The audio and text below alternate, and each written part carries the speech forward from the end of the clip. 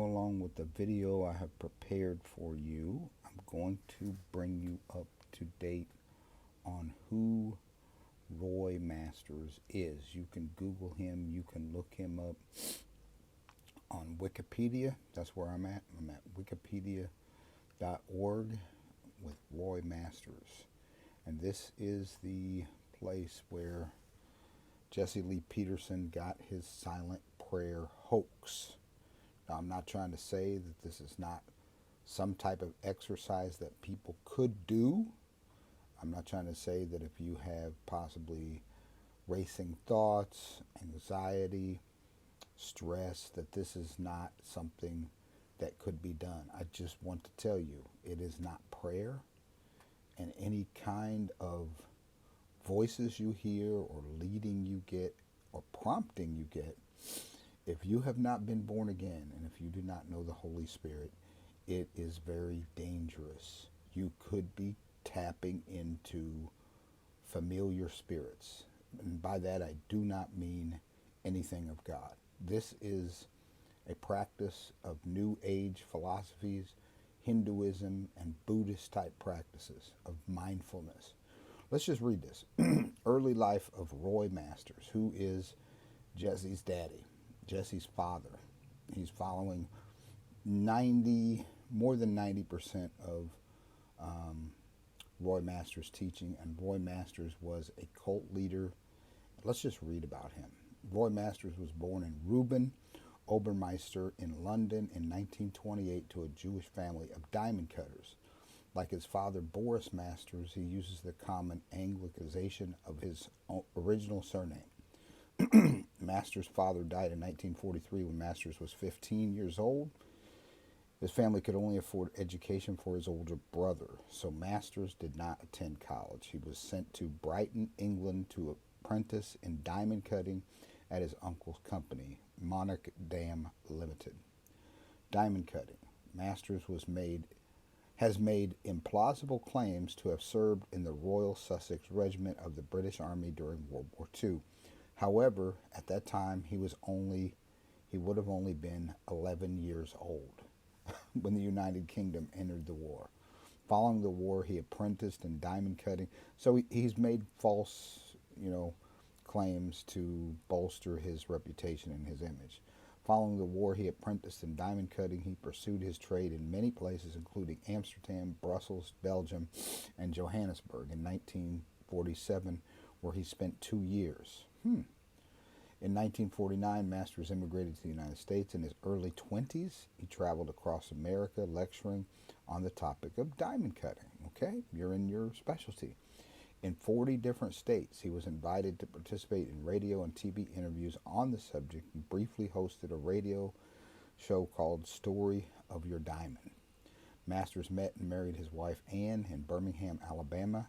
That's really close to Jesse's hometown area. I think he's from somewhere in Alabama. And they eventually moved to Texas. He developed an interest in hypnosis. Dangerously cultish, okay? He developed an interest in hypnosis. Where was I at?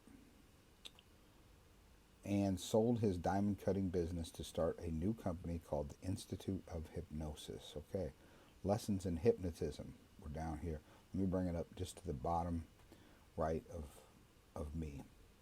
Lessons in hypnotism. During his early years in Brighton, Masters saw a stage hypnosis presentation where the hypnotist easily induced the volunteer subjects to do strange and outlandish things. Masters remembered pondering the question, why can't hypnotism be used to make people act sensibly rather than foolishly? Upon further exploration of hypnotism in the 1950s, Masters repudiated hypnotherapy, but soon thereafter opened the Institute of Hypnosis in Houston. There he saw as many as 30 clients a day for consultation, where he says he unhypnotized them instead of hypnotizing them. Masters called hypnosis a duplication of life's errors. When I was a hypnotist, they used to say to me, "You're a hypnotist, are you? When are you going to put me to sleep?" And I would say, well, when are you going to wake up? Because you're already asleep. Hypnosis is an altered state of consciousness. When a person is hypnotized or reacts to stress, which is the same thing, he's not aware that he's being influenced. And when he is under the influence, he moves and has his being according to somebody else's will. And we don't realize that, but when we do realize it, we make excuses. We deny that somebody else is controlling us other than us. That's our problem. About his changing professions from diamond cutting, Masters said in an interview, I had my own business, but I left that lucrative work because I had a calling for this kind of work. Oh, higher calling. I'm more interested in what I'm doing now than anything else. Masters set the precedence for the legality of non-medical practice of hypnosis when he was charged with practicing medicine without a license at age 30. He was sentenced to 30 days in jail for medical practice of hypnotism. The foundation of human understanding. Masters lived in Los Angeles, California. It seems like there's this thread of proximity to Jesse during this time. Buying a house trailer and living in Venice, California in 1961.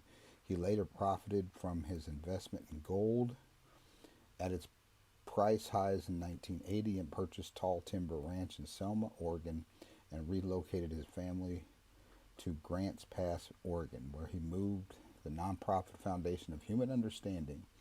He produced an observational or meditation recording titled How Your Mind Can Keep You Well, which became the title of his radio show and one of his books. It's just almost as if Jesse has mirrored this man's life down to the letter. In 1961, Masters started a talk radio counseling show, which is currently broadcast under the name Advice Line as a syndicated program. The show has been on the air continuously since its start.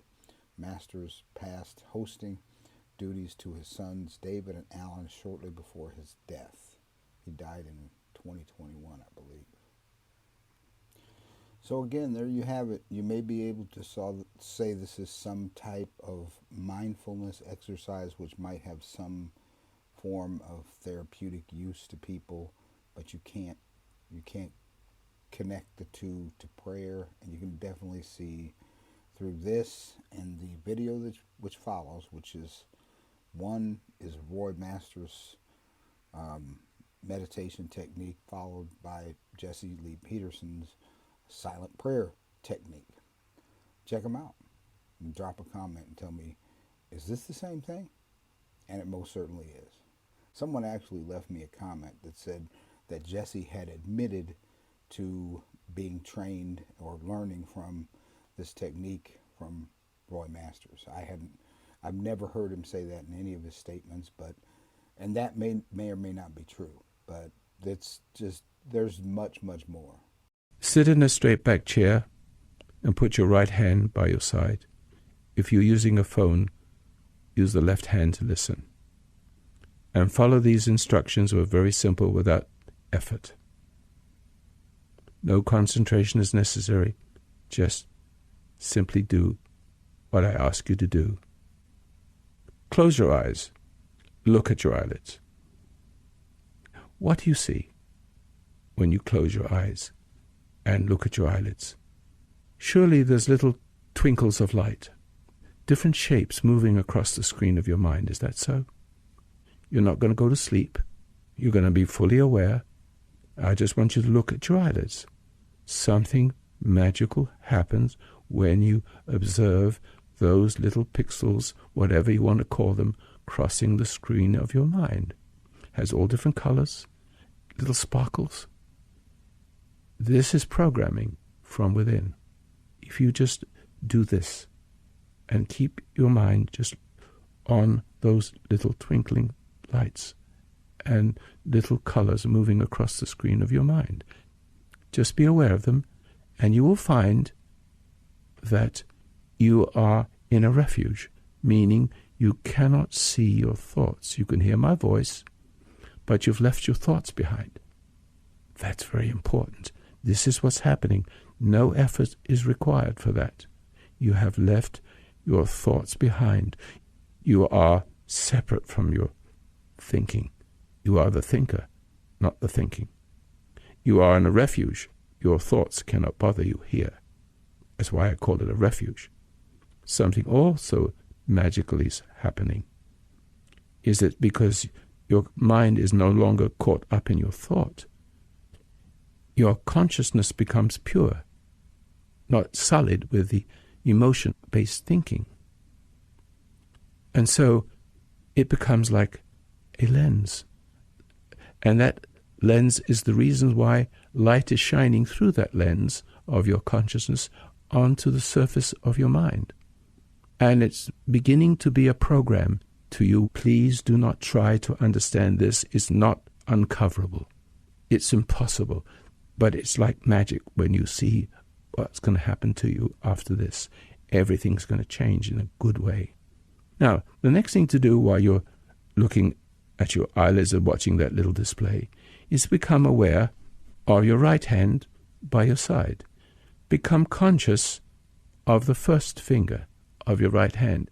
And just being conscious of it, just being aware of it, causes a little tingle in your first finger.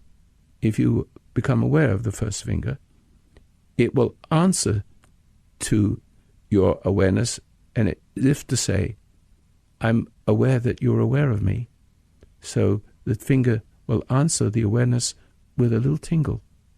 And that's converting energy from the mind into your body, beginning with your first finger of your right hand. And if you feel that tingle, say quietly to yourself, yes. And if so, go to the second finger, and it will do the same thing. The tingling may remain in the first finger, but you can also go to the second finger, and it will tingle also. And when it responds with a little tingle, to let you know it's there, you're aware of it, and that awareness has had an effect on it with a new kind of energy. At that tingling is an energy from within, counter to stress energy. Now the third finger, same way, and then say yes to yourself if you feel that. And then the pinky finger, the little finger, do that too. And then the thumb, and keep doing this as I talk to you. I'm not going to say much, but I've already told you, you have a pure consciousness, unsullied by emotionally based thoughts, which is your Waterloo, if you excuse me saying it that way. And so something is coming in from within you, something pure and good. And when you open your eyes and look around the room, you'll see that the room is brighter. And that's all I'm going to say. If you keep doing this for a little while longer, your body may feel warm and your solar plexus may feel opening up. These things could happen, but it's not necessary for the moment. Just the tingling of your fingers, the first finger, the second finger, and the third finger, and the little finger and the thumb, and just listen to my voice so that you stay in this state for just a few minutes. All I'm going to do is have you open your eyes in this state in a few minutes, and you will find that you're immune to stress, and everything will be brighter. And you'll find that your angers and hostilities simply disappear. It's almost like something has forgiven you, and it has. And then you find you can be more forgiving and patient with everybody. Now open your eyes and look around you. And you will see that if you're sitting in a room at night, you will notice the room is brighter. And if you have problems with cigarette or smoking, or even eating, or any problems with drugs, you'll find that you won't want it. You've found the power to overcome the want to. There's a part of you that makes you want to do what you shouldn't. You want to stop smoking or drinking, but something in you that makes you want to, and you don't want to in the struggle. Don't struggle. Just follow the meditation exercise. Just a couple of times a day, that's all. Just wait and see what happens to you. I've suggested nothing. I have not spoken about God. I have maybe implied it, but not spoken about it. There's no religious language. And all you have to do is sit quietly, be still, and know. That's exactly what be still and know is. So when you separate from your thinking, so you become the thinker, not sullied by the thought, not caught up in the thoughts, you have reprieve. You have the means, have opened yourself to reprieve from all kinds of problems planted since you were a little boy or a little girl. And then call me on my radio program, 800-866-8883 every night, 9 o'clock, West Coast time. Thank you for listening. Relax. Sit up in your chair and relax. Straight in the chair. Yeah, like this. Put your hand, yeah. And the reason I have your palms up because heaven is above and it's inside. All right? And what I want you to do, and I'm talking to everybody too, when I have you close your eyes, at some point I want you to look out for the first thought. See what the first thought you get, all right? So I want you to just sit straight, relax. I want you to close your eyes and let go. Let yourself melt in the chair. Don't hold on to anything. Don't hold on to any thoughts or anything. Don't worry about tomorrow, yesterday, or when you get home or anything. Just close your eyes and relax. And you're going to hear a baby crying. That's beautiful because it's happening in the present. It's not happening tomorrow or yesterday. And so from the top of your head, just be aware of the top of your head and just travel down from your head. Be aware of yourself traveling, the energy traveling from your head. Let your eyeballs relax. Let your eyes relax in the socket. Let your tongue just relax.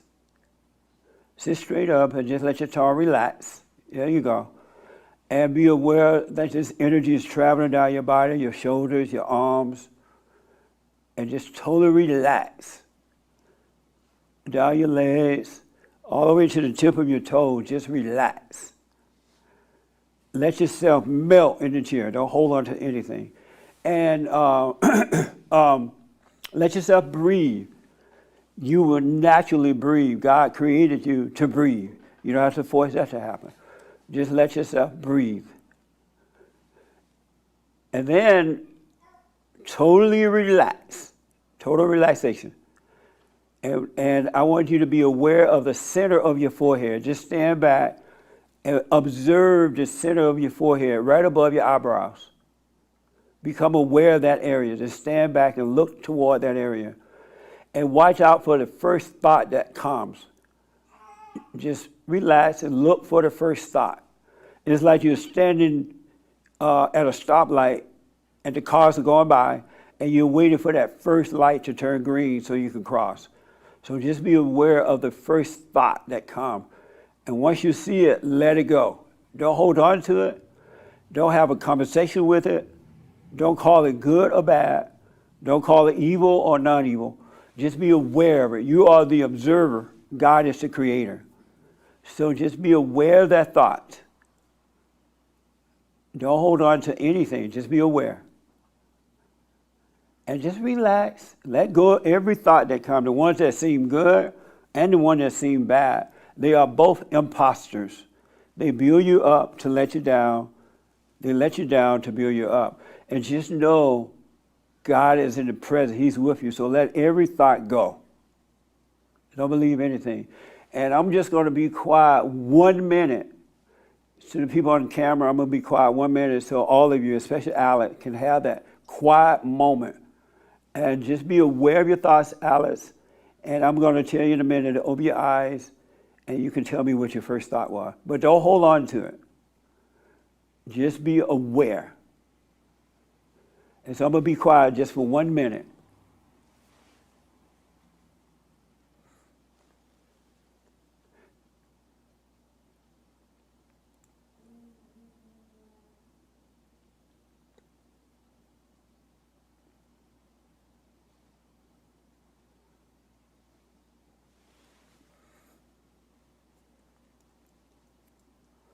Total relax. Let go.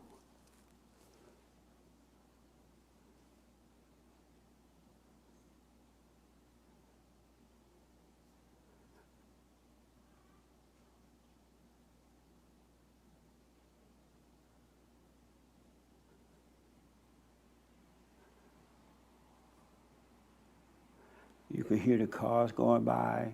That's beautiful. You're not in your head.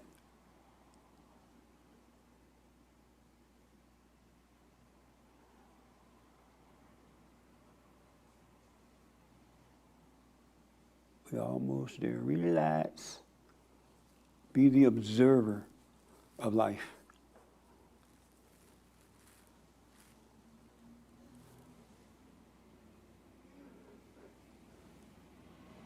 All right, so I want you to just slowly come out of it. Don't rush out of it, rush into work or anything.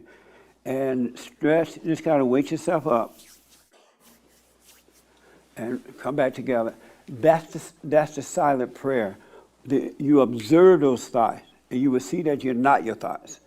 And God will bring you further and further. You went into your thoughts when you were a little kid, because you were traumatized, and you escaped into your head to try to survive. Now that you're an adult, you got to come out of it. Come back to the Father.